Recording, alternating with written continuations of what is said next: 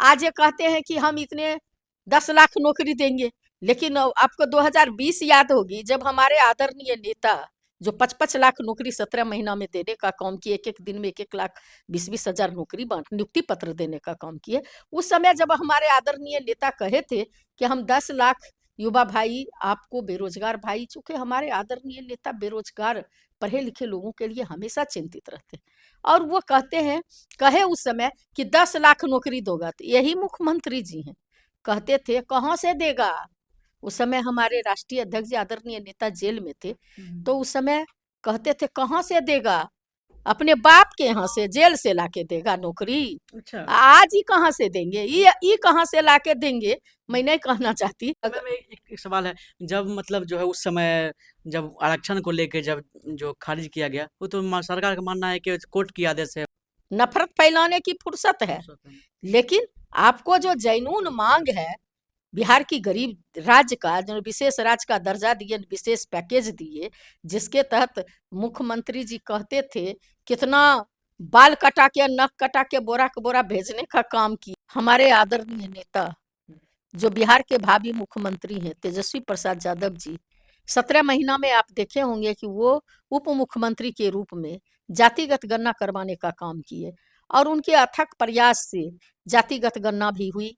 आप देखे होंगे कि उस समय माननीय नीतीश कुमार जी हम लोगों के साथ थे, और जब हम लोगों के साथ थे तो वो उन्होंने भी मांग किया, समर्थन किए, और जब हम लोग उस समय सारे आरक्षण को 75% को कहे कि केंद्र को भेज करके नमी अनुसूची में शामिल कर दिया जाए, ताकि ये श्योर हो जाएगा कि भाई ये श्योर होने के बाद कोई उस पर उंगली नहीं उठा पाएंगे। लेकिन उस समय भी जातिगत गणना जिस समय आदरणीय नेता तेजस्वी जी करा रहे थे, उस समय भी बीजेपी के द्वारा अपने वकील के माध्यम से किस तरह से कोर्ट में इसको लटकाने की कोशिश की गई, ताकि ये जातिगत गणना नहीं हो। लेकिन आदरणीय नेता के अथक प्रयास से ये सफलता मिली, जातिगत गणना हुई, और हमारे आदरणीय नेता का स्लोगन था कि जिसकी जितनी भागीदारी उसकी उतनी हिस्सेदारी मिली। ये कहने से नहीं होगा, उसको अमली जामा पहनाना पड़ेगा, उसको अधिकार देना पड़ेगा। उसी के तहत आदरणीय नेता ने जो आरक्षण का कोटा था उसको बढ़ाने का काम किया 65%, और जो प्रगतिशील समाज का 10% था उनको मिला करके 75% आरक्षण केंद्र को भेजने का काम किए। लेकिन जब चाचा पलटी मार के उधर जाते हैं तो आरक्षण विरोधी हो जाते हैं। तो उस समय कहते थे नमी अनुसूची में शामिल होना चाहिए, और उधर चले गए तो आज करा नहीं रहे, चूंकि इनके भरोसे केंद्र की सरकार चल रही है। अच्छा। और केंद्र के भरोसे बीजेपी के भरोसे इनकी सरकार चल रही है, तो इन लोगों को है एन केन प्रकारेण किसी तरह वो आरक्षण ही नहीं, गरीब विरोधी हैं, और सत्ता पर कुंडली मार के बैठे रहे, लोगों का हक और अधिकार नहीं दे। लेकिन इस देश के सबसे प्रभावशाली नेता बाबू तेजस्वी प्रसाद यादव के रहते, बाबू लालू प्रसाद यादव जी जो इस दुनिया के सबसे बड़े समाजवादी नेता है, उनके रहते हुए उनको रहते हुए ये लोग नहीं सफल हो सकते हैं। अच्छा मैम, नीतीश कुमार क्या मतलब विरोधी, आरक्षण विरोधी है? बिल्कुल आरक्षण जब साथ में थे तो उस समय नहीं थे? नहीं, उस समय तो समर्थन, उस समय हमारे आदरणीय नेता के प्रभाव से कि उन्हें मजबूर होना। आप प्रभाव देखिए कैसा है, मैं आपको बता देना चाहती हूँ उदाहरण के द्वारा।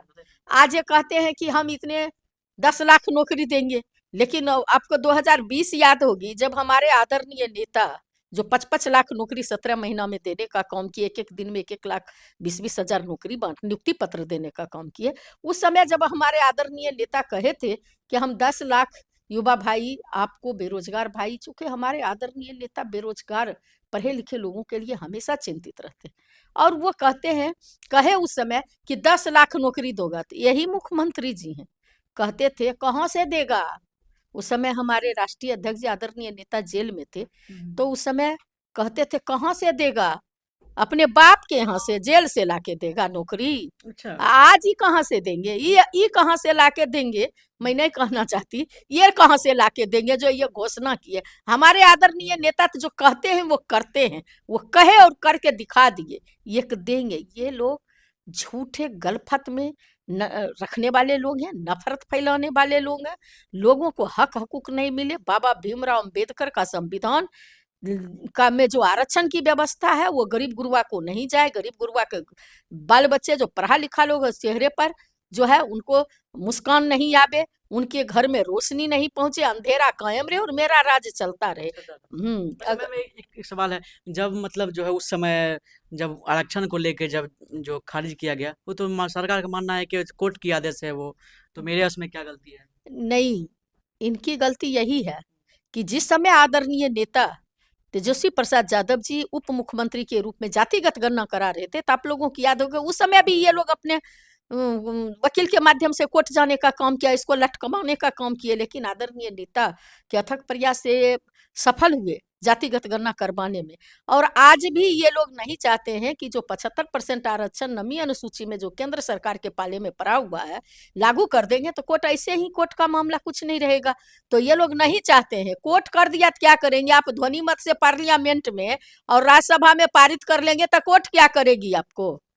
आप जो रोज अमेंडमेंट करते हैं, रोज जो वक्फ बोर्ड का कानून आप लादते हैं, नफरत फैलाने वाली व्यवस्था करते हैं, अंग्रेजों का लाड डलहौजी का नीति जो हड़प नीति जो आप लागू करते हैं, तो उस नीति को आपको करने के लिए जो है फुर्सत है, नफरत फैलाने की फुर्सत है।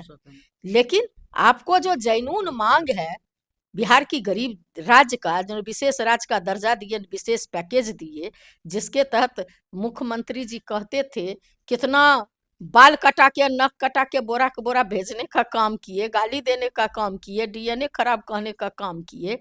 आप उसको आप नमी अनुसूची में शामिल करने का आपको फुर्सत नहीं है। तो ये कहने का मेरा मतलब है कि ये लोग नहीं चाहते हैं कि गरीब गुरबा को उसका हक मिले, आरक्षण मिले। चलिए देखिए, क्या कुछ मैम ने कहा, आपने सुना कि ये लोग नहीं चाहते हैं गरीब गुरबा को उनका हक मिले। इसी तरह की वीडियो देखने के लिए बने हमारे साथ। आप देखने खबरों को। जय हिंद, जय भारत।